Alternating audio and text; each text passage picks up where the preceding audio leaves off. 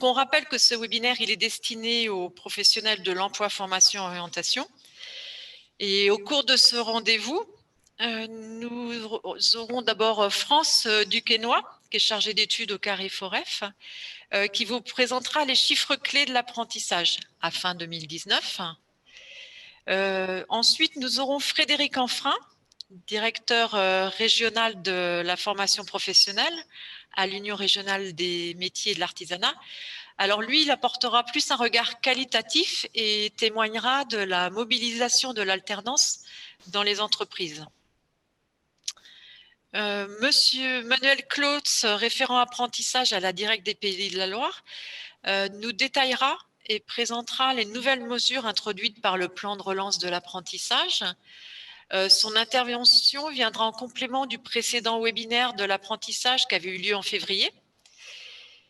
Marion Ménard, coordinatrice régionale de la prépa apprentissage à la Chambre des métiers, nous présentera les solutions de prépa apprentissage et puis un témoignage, un parcours de prépa apprentissage. Et puis on clôturera, Manuel Clautz reviendra pour nous présenter donc les nouveaux outils d'information dédiés à l'apprentissage. Donc la clôture de ce webinaire est prévue à midi. Donc là, on va attendre que tous les participants s'installent dans la salle. Quelques mots sur ces inscrits au webinaire. Donc, vous êtes plus d'une centaine d'inscrits. Vous êtes majoritairement des organismes de formation, hein, à 49%. On a aussi des institutionnels, donc État, région, mais aussi beaucoup de communautés de communes. Donc, on a 16% de communautés de communes. Les structures accompagnant des publics, hein, donc mission locale, Pôle emploi. Autres, donc, ce sont surtout des consultants. Et puis, les OPCO, qui sont très impliqués dans l'apprentissage.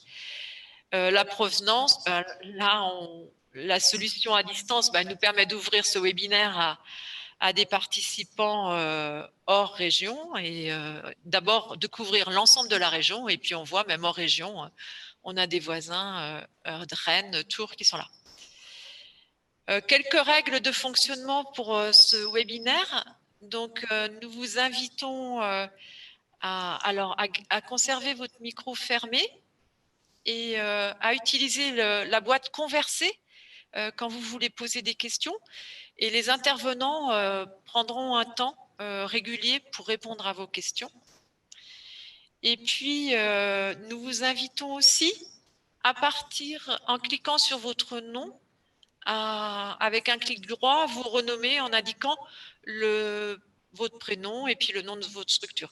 C'est important pour nous, pour bien voir un peu qui participe par rapport aux inscrits sur ce webinaire.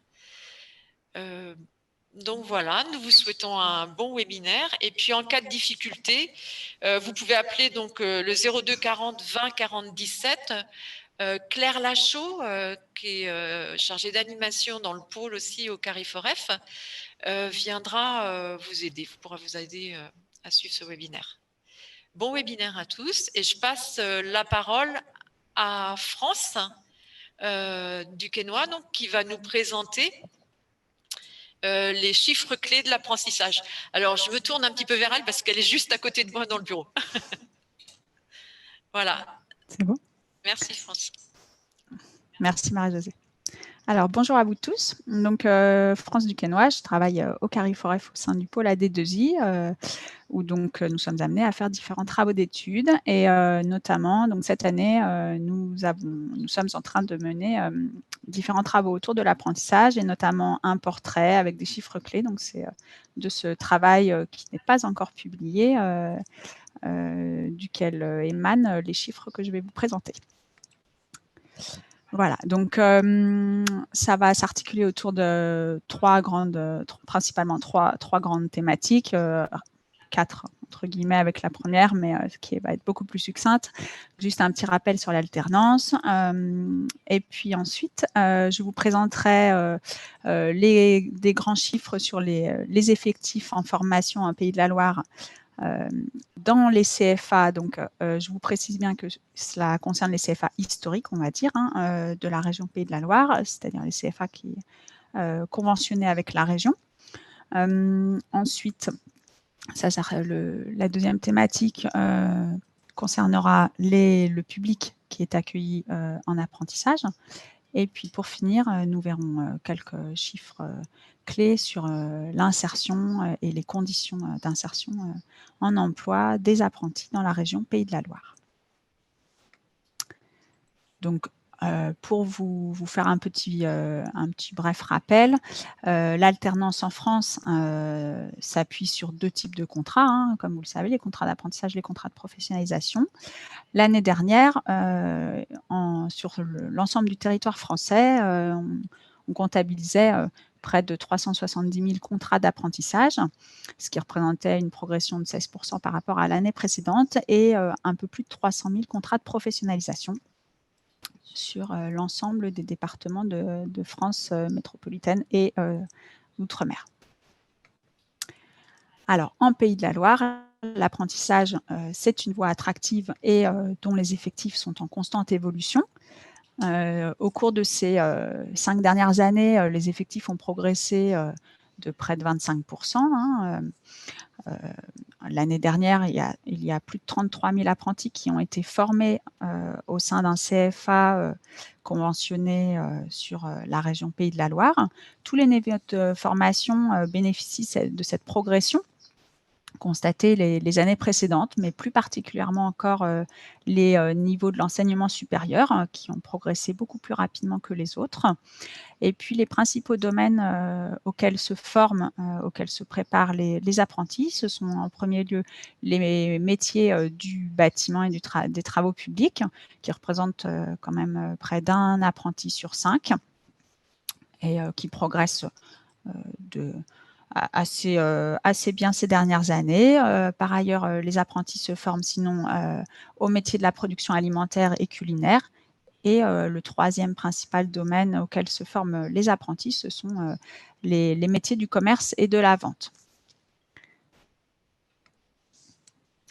Donc, ces apprentis sont accueillis dans 300 sites de formation qui se répartissent sur l'ensemble des territoires du territoire ligérien. Ça représente 54 CFA, comme je vous disais, ce sont bien les CFA conventionnés, et qui se répartissent sur les 10 réseaux qui interviennent sur la région Pays de la Loire.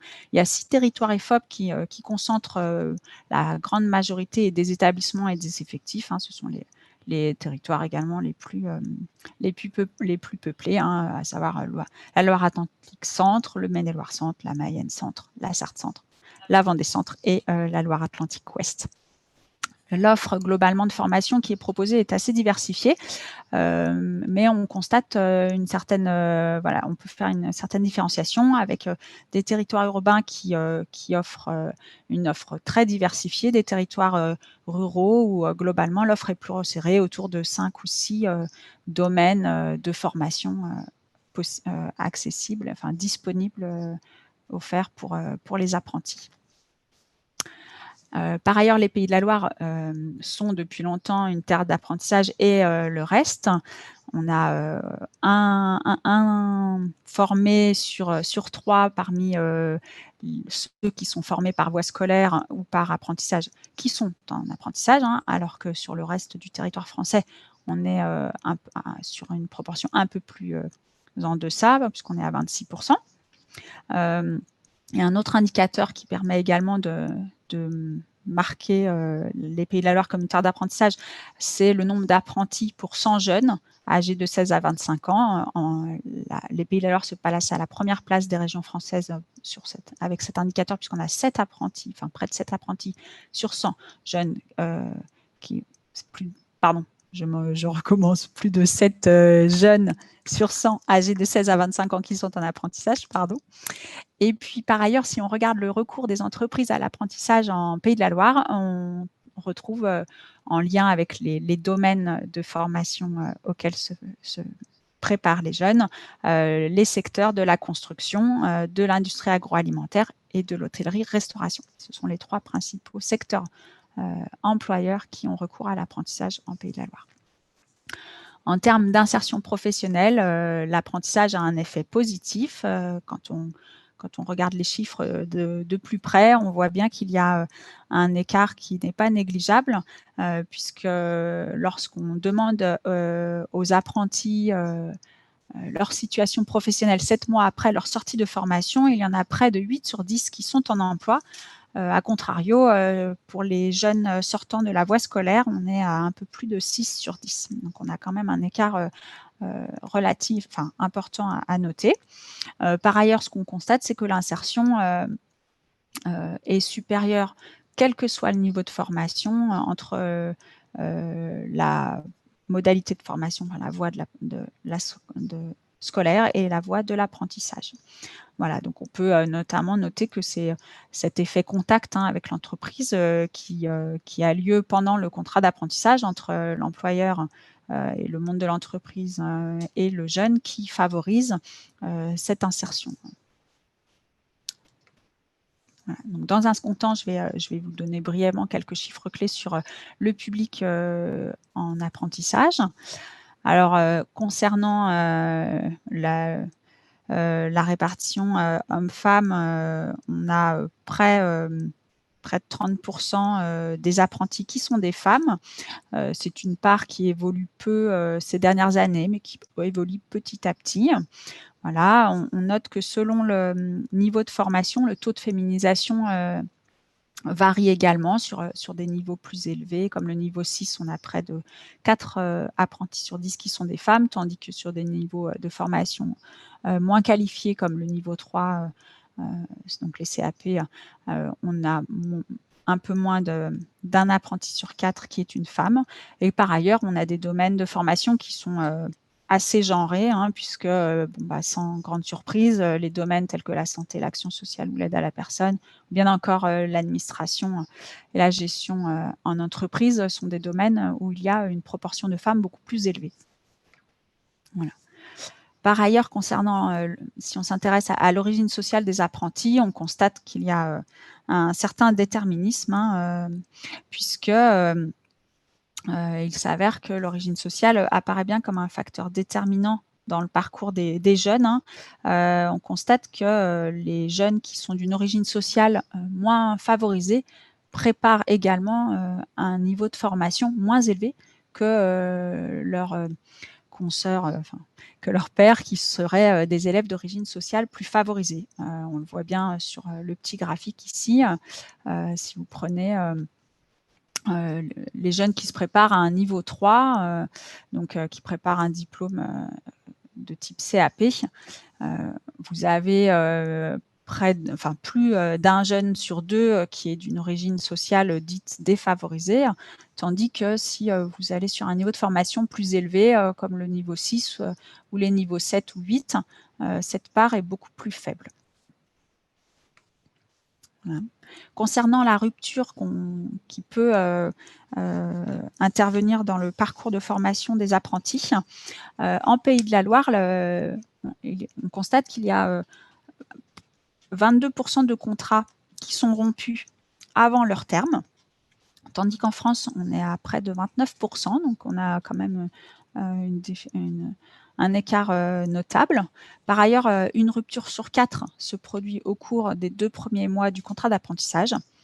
Et puis, ce qu'on peut également noter, c'est que les taux de rupture, ils diminuent au fur et à mesure que le niveau de diplôme s'élève. Voilà, ici, on le voit bien, sur les niveaux 3 ou 4, on est, alors selon qu'on est sur un taux de rupture en incluant ou non les ruptures pendant la période d'essai, on est entre 15 et 20%, alors que si vous allez sur les niveaux de formation plus élevés, vous voyez, on est bien en dessous de 10% de rupture. Pour finir, donc, on va regarder quelques chiffres sur la façon dont s'insèrent les apprentis sur le marché du travail.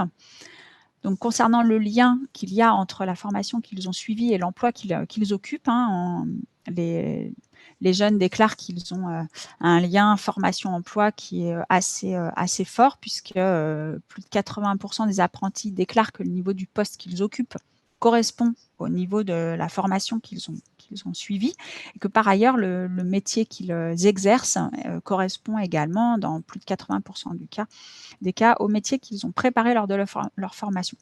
Et ceci, hein, quel que soit le niveau de formation auquel ils se sont préparés. Et pour finir, sur les conditions d'emploi lorsque ces jeunes sont en situation d'emploi, après leur formation, globalement, elles sont favorables, puisqu'on constate que plus de 90% des anciens apprentis occupent un poste à temps plein lorsqu'ils sont en emploi, et que près de 7 apprentis sur 10 occupent un emploi qu'on pourrait dire durable, c'est-à-dire un CDI ou un CDD de plus de 6 mois. Alors cette part, elle varie selon le niveau de formation et le secteur employeur, hein, comme ici vous le voyez, mais elle est tout de même d'un niveau assez élevé. Si on prend par exemple dans les jeunes apprentis qui occupent un poste dans le secteur de la banque ou de l'assurance, vous avez 63% des jeunes qui occupent un CDI, alors que si vous regardez dans le secteur du transport ou dans la métallurgie, cette part est un petit peu moins élevée. Voilà. Et pour finir, 4 apprentis sur 10 occupent un emploi dans l'entreprise où ils ont effectué leur contrat d'apprentissage. Voilà, donc ces chiffres sont tirés d'une étude qui n'est pas encore publiée, comme je vous le disais, mais ça ne devrait pas trop tarder dans les semaines qui viennent. Et si vous avez le souhait d'en savoir un peu plus, eh bien, elle sera disponible sur le site de Choisir mon métier pro dans la rubrique Aide à la décision. Voilà, je vous remercie. Merci France. Nous avons Monsieur Enfrin. Est-ce que vous pouvez, nous apporter un apport qualitatif justement par rapport à l'engagement des entreprises sur l'apprentissage? Vous avez, je crois, déjà eu l'expérience avec la crise 2008 et puis la situation d'aujourd'hui. Est-ce que vous pouvez nous apporter un petit éclairage? Oui, bonjour à toutes et à tous. Vous m'entendez bien d'abord? Oui, oui, oui. Ok. Oui, quelques éléments d'éclairage sous l'angle qualitatif pour prolonger les propos de France.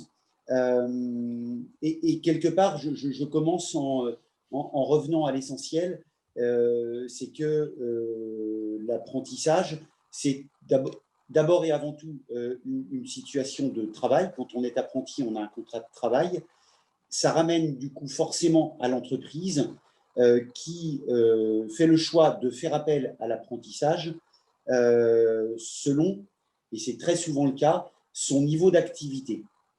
Ça fait référence à ce que vous dites, Marie-Josée. La crise de 2008 a eu évidemment un impact de ce point de vue-là sur la dynamique de l'apprentissage, puisqu'elle a induit une moindre activité dans beaucoup de secteurs économiques et donc un moindre investissement dans les compétences, de moindres besoins d'apprentis de la part des entreprises. Ça a été vrai partout, ça a été vrai particulièrement en Pays de la Loire, même si France l'a dit dans les éléments de diagnostic, les Pays de la Loire demeurent quand même une terre d'apprentissage, on va dire, historique, et c'est quasiment de l'ordre culturel.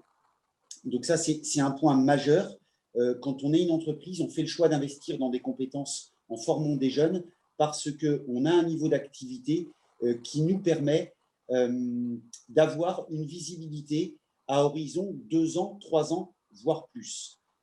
Un des premiers éléments que je voudrais souligner, c'est aussi ce qui a changé depuis 2008, c'est que les parcours des apprentis sont généralement plus longs qu'avant. Voilà. Hier, il y a ne serait-ce qu'il y a 10 ou 15 ans, les parcours d'apprentis étaient plus courts.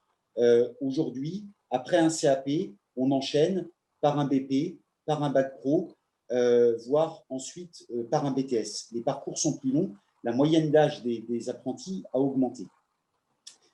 Deuxième élément d'éclairage, ce sur quoi je voulais insister, Évidemment que ces généralités ne valent pas pour toutes les filières ou tous les secteurs d'activité.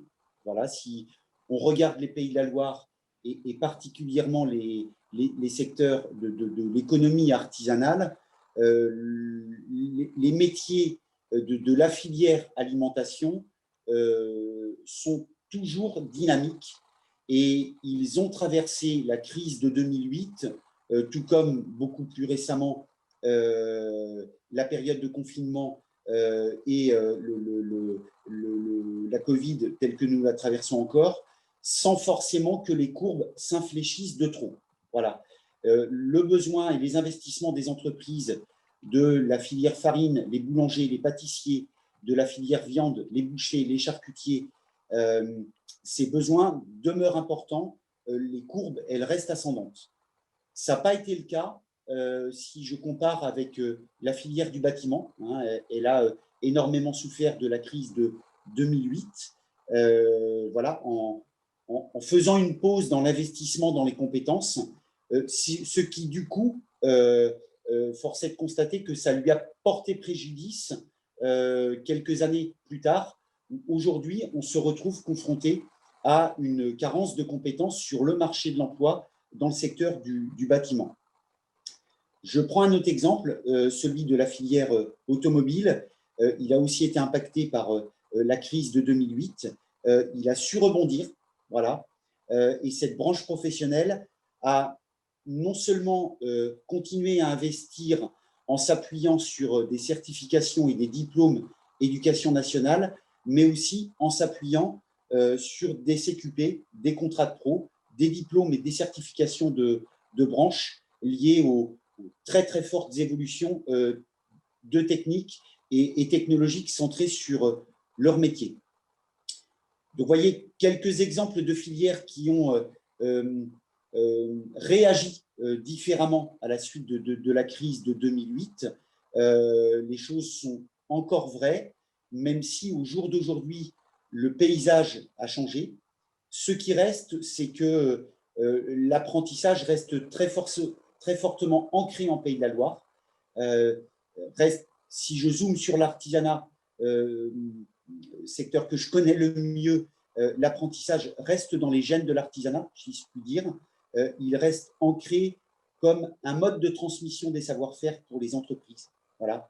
Donc, de ce point de vue-là, les choses demeurent, à tel point qu'au jour d'aujourd'hui, si je prends pour exemple les centres de formation gérés par la CMA en Pays de la Loire, nous avons encore, au jour d'aujourd'hui, 6 octobre 2020, aux alentours de 1500 entreprises qui souhaitent recruter un apprenti et qui n'en ont pas trouvé.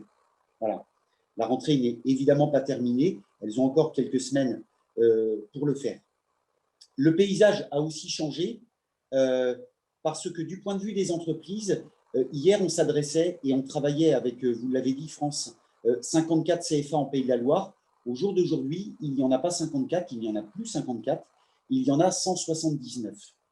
Donc, le comportement des entreprises et leur choix d'investir dans les compétences se fait en partenariat avec un réseau d'offreurs de formation qui a grandement augmenté, ce qui est plutôt sur le papier bien. En tout cas, ça remet au cœur le besoin des entreprises et la capacité des offreurs de formation à y répondre de la façon la plus individuelle possible.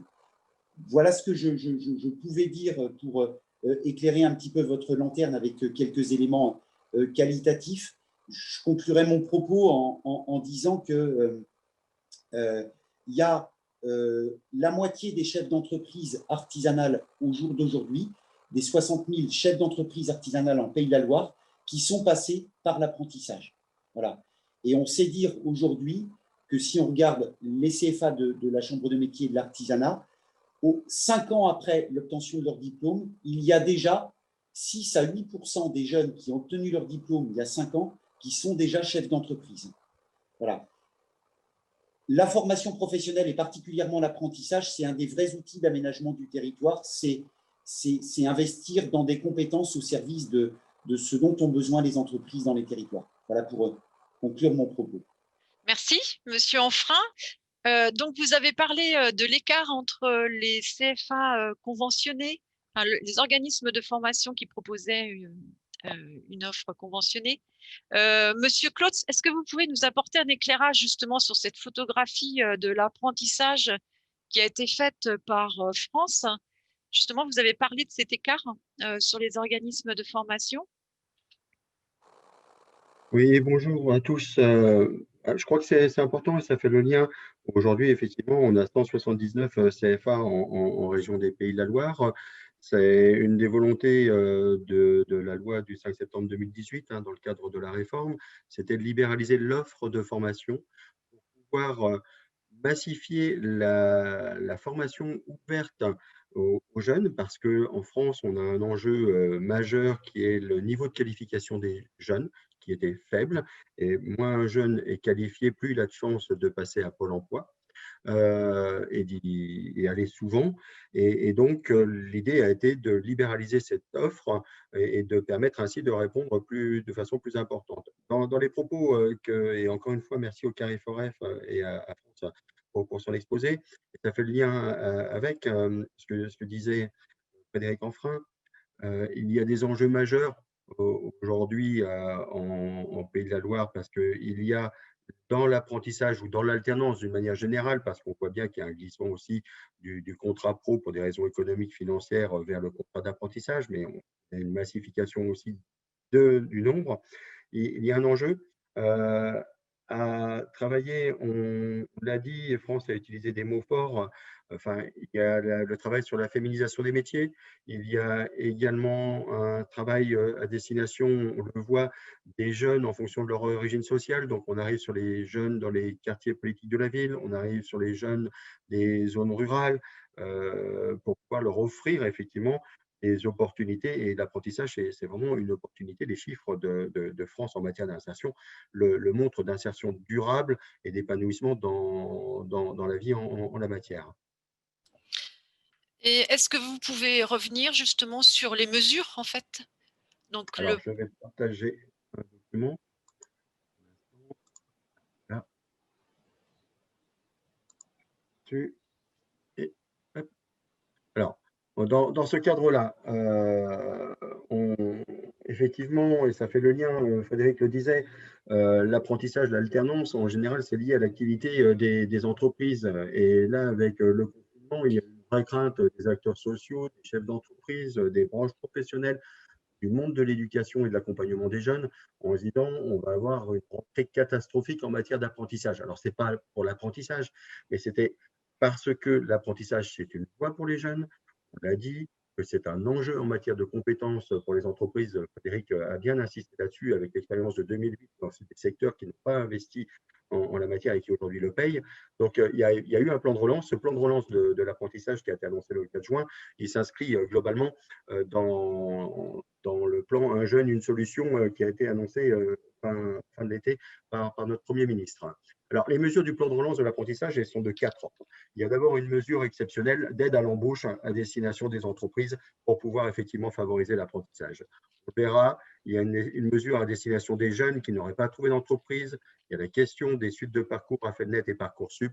Et enfin, les conséquences induites par le Covid et la fracture numérique. On fait un peu vite, mais n'hésitez pas à poser les questions. Tout d'abord, une aide exceptionnelle à l'embauche pour les employeurs. Donc, face à ce constat et ces craintes qu'il y avait, il a été décidé de mettre en place une aide exceptionnelle pour les contrats qui seraient conclus entre le 1er juillet de cette année et le 28 février de l'année prochaine, une aide de 5 000 € pour l'embauche d'un mineur et de 8 000 € pour l'embauche d'un majeur. Et ce, pour toutes les entreprises privées. Pour celles qui ont plus de 250 salariés qui ne sont normalement pas éligibles aux aides à l'apprentissage, sous réserve qu'elles s'engagent à atteindre un niveau d'alternants et de personnes en insertion dans l'entreprise de 5% ou 3%, mais globalement, elles vont toutes y parvenir vu les conditions de la loi. Donc, pour toutes les entreprises et pour toutes les formations diplômantes qualifiantes titres, puisqu'on va jusqu'au niveau 7 globalement, alors que l'aide unique à l'embauche traditionnelle, elle est réservée aux entreprises de moins de 250 et pour les formations de bac ou infra-bac. Cette aide, elle est d'une durée de 12 mois à compter de la conclusion du contrat. Elle concerne le contrat et on fait glisser de 12 mois. Donc un effort majeur, et en fait cet effort, il consiste à faire en sorte que dans les cas, la majorité des cas, en fait globalement, l'embauche d'un apprenti de moins de 21 ans pour une entreprise ne lui coûte rien aujourd'hui. Et si je fais le lien, Frédéric, pour le dire, parce qu'il parlait effectivement, cette mesure, avec aussi peut-être l'histoire des entreprises et la trace de 2008, fait qu'aujourd'hui, on a là, au mois d'octobre, une rentrée d'apprentissage qui est juste bonne, voire très bonne, et qui va effectivement aller en augmentation des effectifs déjà très forts l'année dernière. Voilà, ça c'est pour l'aide exceptionnelle à l'embauche des jeunes. À noter que cette aide, qui concernait à l'origine que l'apprentissage, a été étendue au contrat de professionnalisation pour les personnes qui ont moins de 30 ans. Alors, de là, et on y arrive, vient la question de comment trouver un apprenti. Ce n'est pas la plus facile. Alors, naturellement, et Frédéric le mentionnait, il y a le geste naturel de se retourner vers CFA. Mais aujourd'hui, les CFA, effectivement, ont quasiment fait le plein. Mais il y a aussi le moyen de déposer une offre d'un contrat de travail sur le portail de l'alternance au niveau national, ou de déposer aussi pour une entreprise son offre sur le site de le Pôle emploi. C'est facilement accessible pour un jeune. Il n'a pas besoin d'être demandeur d'emploi. Il s'identifie et il peut accéder aux offres et même y répondre. Et à noter aussi que le Conseil régional travaille à pouvoir développer aussi un site en la matière à ce stade. Et un engagement de la présidente. Enfin, pour trouver un apprenti, parce que Marion Ménard de l'URMA en parlera, l'État a mis en place aussi un dispositif qui s'appelle Prépa Apprentissage, qui a pour objectif, pour des jeunes qui ne sont peut-être pas encore à même de pouvoir rejoindre ce apprentissage, de travailler sur leurs freins, sur les prérequis, sur leur motivation. Et ils ont besoin, ces jeunes d'entreprise, qui soient capables de les accueillir pour découvrir les métiers, et avoir une première situation et donner envie de travailler. Voilà, ça c'est le premier point, une aide exceptionnelle à l'embauche des apprentis qui a une durée de 12 mois. C'est très intéressant et ça a un vrai effet aujourd'hui. La deuxième chose, et toujours avec cette crainte, effectivement, par rapport aux jeunes, ça a été d'autoriser les jeunes à rentrer en apprentissage sans employeur durant une durée de 6 mois, alors qu'auparavant, c'est 3 mois. Et avec, effectivement, la garantie aussi pour le centre de formation d'apprentis d'être rémunéré pour le travail qui aura été réalisé en la matière. Donc là, c'est pour toutes les entrées en formation à partir de août jusqu'à la fin de cette année. Si le jeune n'a pas d'entreprise, le CFA d'ailleurs, les CFA ont depuis la loi l'obligation de les aider à trouver une entreprise, il pourra suivre la formation et tenter de trouver une entreprise et ne pas ainsi avoir de retard en la matière. Troisième axe du plan de relance, l'engagement, le travail à destination des jeunes qui, sur Affelnet, donc pour les troisièmes, ou Parcoursup, que tout le monde connaît, on en suffisamment parlé, l'engagement de faire une proposition aux jeunes qui n'auraient pas de solution.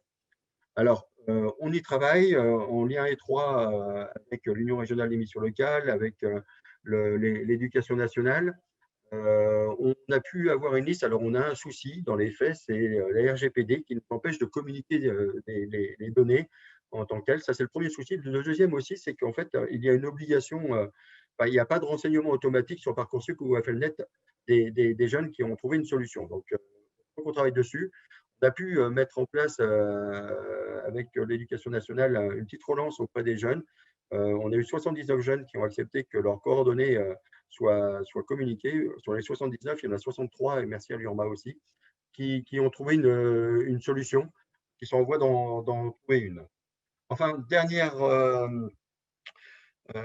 priorité de ce plan de relance de l'apprentissage ou de l'alternance, c'est tirer les conséquences du confinement, où on se rend compte, et on s'est bien rendu compte que la fracture numérique a eu un impact sur le suivi à distance des formations pour ceux qui n'avaient pas l'outillage. Donc, Madame Pénicaud, ministre du Travail à l'époque, a décidé que les équipements liés à l'informatique à destination des jeunes, pas pour le temps CFA, mais essayer de créer un pack d'outils numériques que l'on pourrait remettre aux jeunes qui n'ont pas les moyens ou qui sont sous-équipés lorsqu'il y a besoin de suivre une formation à distance ou de travailler. Ces dépenses sont désormais éligibles. Voilà, Marie-Josée, sur ce point.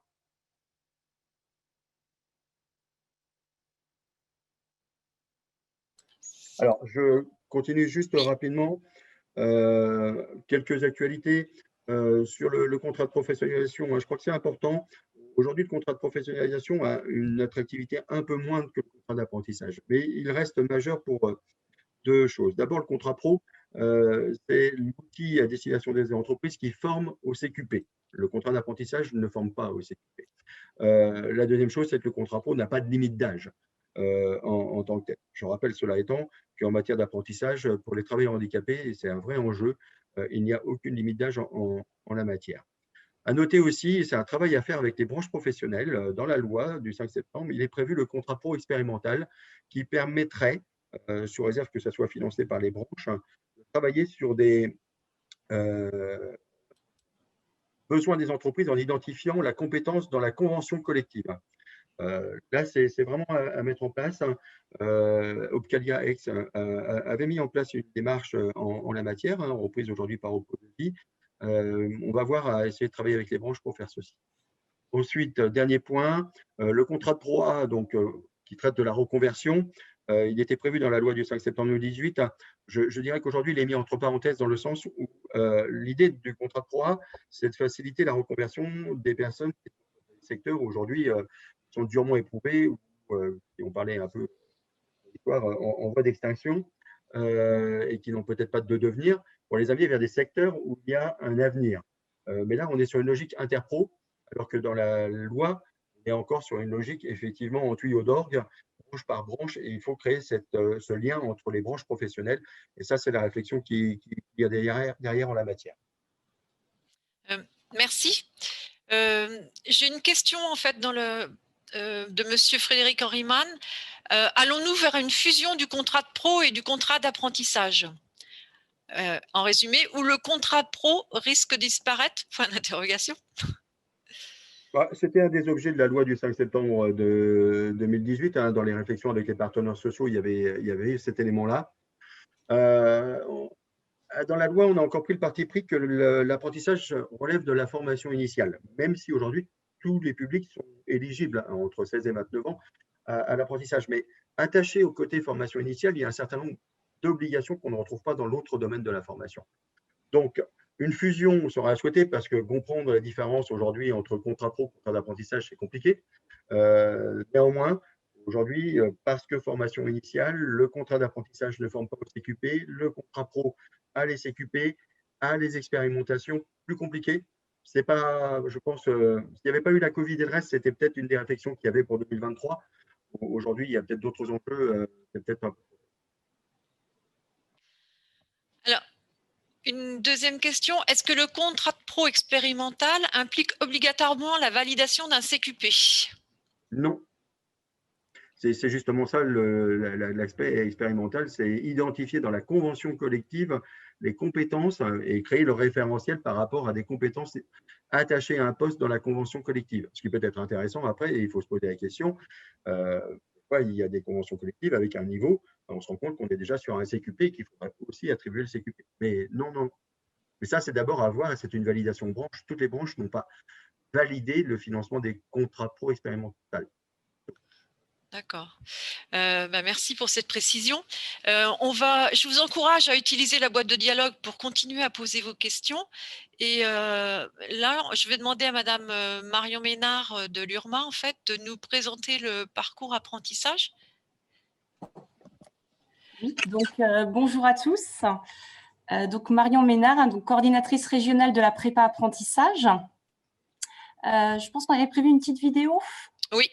À lancer. Je pense que voilà, avant de parler de la prépa apprentissage, je voulais vous faire part d'un témoignage d'une jeune qui est passée donc par la prépa apprentissage sur cette première session.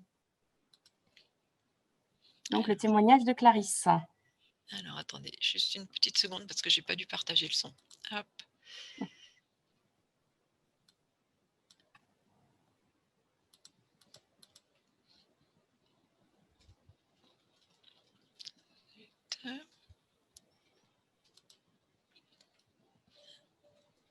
Alors, est-ce que vous avez le son?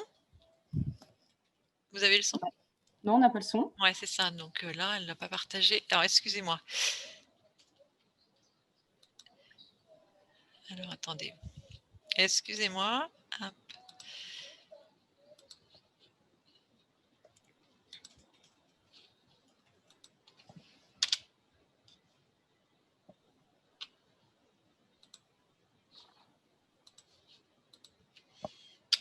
Alors, en attendant de lancer la vidéo, est-ce qu'on peut passer sur le site et puis on va la lancer tout à l'heure?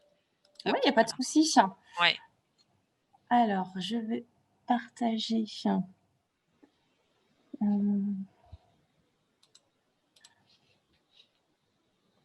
Alors, à moins que je l'ai ici.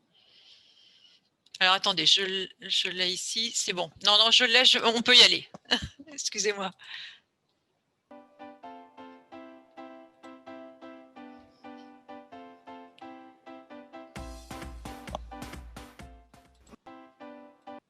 Voilà.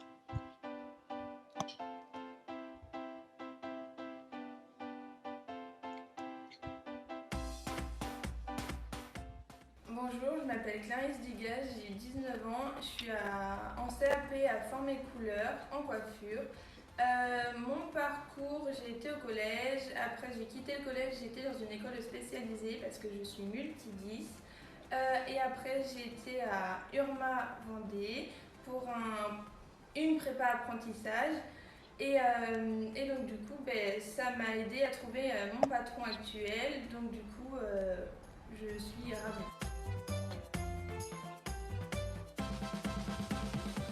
Alors, les 3 mots que je pourrais utiliser pour décrire une prépa apprentissage, c'est l'accompagnement, l'aide à trouver un employeur et la confiance en soi. J'ai des petites anecdotes, c'est qu'on s'entendait tous bien dans le groupe. C'était vraiment impeccable, quoi. Et puis aussi, notre prof prenait le temps de nous écouter chaque matin, de faire un petit tour de table pour voir comment tout le monde allait avant de commencer la journée.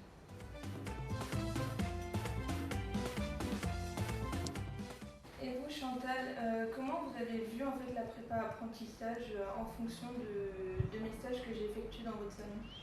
Pour moi, ça a été une belle rencontre. Le fait de s'intéresser aux stagiaires et de voir qu'il y avait une capacité importante. Et je te donne la chance de venir faire ton CAP au salon coiffure. Merci. Alors, donc suite au témoignage de Clarisse, comme je vous disais tout à l'heure, elle a participé à un des parcours de la prépa apprentissage. Donc pour rappel, la prépa apprentissage, c'est un appel à projet de l'État pour lequel nous, à l'URMA Pays de la Loire, on a été lauréat en juillet, ainsi que d'autres établissements et d'autres organismes au niveau Pays de la Loire. Donc, on a tous le même objectif pour la prépa apprentissage, qui est vraiment d'accompagner les jeunes dans leur projet professionnel afin de sécuriser leur parcours et du coup favoriser leur entrée en apprentissage. Donc, pour accompagner ces jeunes, nous, à l'URMA, on a décliné l'organisation en 4 parcours. Donc, on a un premier parcours que l'on appelle dans les starting blocks. Donc, c'est un parcours de 2 jours. Et sur ce parcours de 2 jours, le jeune va pouvoir, sur une première journée, découvrir le monde de l'apprentissage, donc en version plutôt théorique. Et sur la deuxième journée, il va pouvoir profiter des plateaux techniques que nous avons au sein de l'URMA pour tester le métier avec un formateur. Donc, sur cet accompagnement-là, c'est vrai que le jeune va plutôt s'orienter sur les métiers que l'on propose au sein de l'URMA. On a un deuxième parcours. Donc, ça, c'est un parcours de 6 semaines. Donc ça, c'est un parcours qui s'adresse aux jeunes qui ont déjà validé un projet professionnel, mais qui n'ont pas encore trouvé d'employeur. Donc ces jeunes-là, sur 4 semaines, on va les accompagner dans le démarchage d'entreprise, la présentation en entreprise, comment on présente un CV, comment on présente une lettre de motivation, comment avoir confiance dans sa candidature, parce que souvent, c'est ce qui leur manque. Et pendant ces 6 semaines où ils seront présents, ils passeront 15 jours en stage afin de les orienter dans une entreprise susceptible de les prendre en contrat d'apprentissage par la suite. Donc cet accompagnement-là, bien sûr, il ne s'arrête pas au métier que l'on propose au sein de l'URMA Pays de la Loire. Ça peut très bien être sur un autre corps de métier et on les accompagne exactement de la même façon. Le troisième parcours que nous avons au sein de l'URMA, c'est le parcours coup d'envoi. Donc ça, c'est notre parcours long, le parcours de 9 mois, d'où provenait Clarisse, que vous avez entendu donc juste avant. Donc ce parcours de 9 mois, il va s'adresser aux jeunes qui n'ont pas de projet professionnel défini. Il y a certains jeunes qui ont plusieurs idées qui sont complètement éloignées les unes des autres. Il y en a d'autres qui n'ont aucune idée. Donc là, on va leur proposer entre 17 et 21 semaines donc, au centre de formation. Donc, sur ces temps, on va pouvoir vraiment retravailler les savoirs de base, les savoir-être, et puis du savoir-faire par le biais des plateaux techniques. Et puis, bien sûr, avec de la technique de recherche d'emploi, de la communication, tous ces thèmes-là seront travaillés pour vraiment les faciliter quand ils seront en stage par la suite. Donc, 10 à 14 semaines de stage sur ce parcours, où là, le jeune va vraiment pouvoir tester une multitude de métiers et valider son projet professionnel. Et donc, on a un dernier parcours, le parcours Nouveau Départ. Donc ça, c'est un parcours qui s'adresse aux jeunes qui connaissent le monde de l'apprentissage, mais qui ont subi une rupture de contrat. Donc là, sur 35 heures ou une semaine, suivant les sites, on va travailler avec eux sur comprendre pourquoi il y a eu rupture, qu'est-ce que je peux en tirer de cette rupture, quelles sont les compétences que j'ai pu acquérir, et on va pouvoir les rebasculer après sur leur projet professionnel, parce que très souvent, ils ont envie de changer d'orientation. Donc, tous ces parcours-là s'adressent aux jeunes donc, qui sont éligibles à l'apprentissage. Donc, on est sur du 16-29 ans, sur des jeunes qui sont éloignés de l'emploi, éloignés de la formation, décrocheurs scolaires. On a des jeunes en situation de handicap, on a des mineurs non accompagnés. Tout ce public peut se retrouver sur un parcours de prépa-apprentissage. Merci Marion. Je vais rappeler peut-être Monsieur Klotz parce qu'on a plusieurs questions dans le chat et notamment comment savoir quelles sont les branches qui ont validé le contrat de pro expérimental. Alors on revient sur le contrat de pro. Est-ce que vous pourriez nous présenter les acteurs un petit peu de l'alternance? Je vais vous faire ça tout de suite.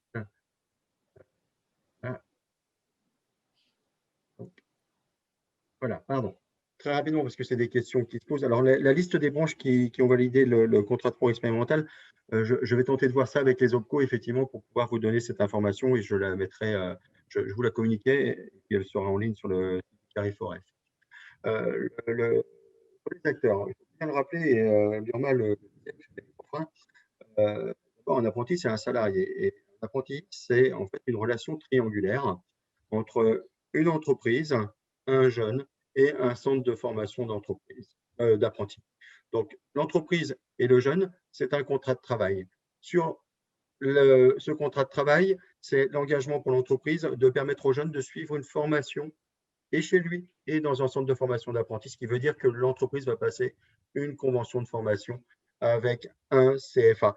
Et le jeune a l'obligation de s'inscrire dans ce centre de formation d'apprentis, de suivre les cours. C'est cette relation triangulaire. Alors, autour, quand on parle de l'entreprise et du centre de formation, on a là, effectivement, les OPCO. Parce que les OPCO et les branches, ce sont les branches avec la réforme qui déterminent quelles sont les actions de formation qu'ils souhaitent rendre éligibles à l'apprentissage et les soutenir en déterminant le niveau de prise en charge financier du coût pédagogique. C'est ce que l'on retrouve dans la convention de formation. Et ce sont les OPCO qui saisissent et enregistrent désormais les contrats d'apprentissage, alors qu'hier, c'était les chambres consulaires. Donc là, c'est important de bien le noter. Côté entreprise, monde professionnel, on se retrouve avec les branches et les OPCO. Mais quand on parle de jeunes, eh ben, on se retrouve forcément avec un grand nombre d'acteurs qui sont du coup les missions locales. Je n'oublie pas naturellement l'éducation nationale, mais aujourd'hui, on a aussi Pôle emploi parce que l'apprentissage est ouvert aux 16-29 ans.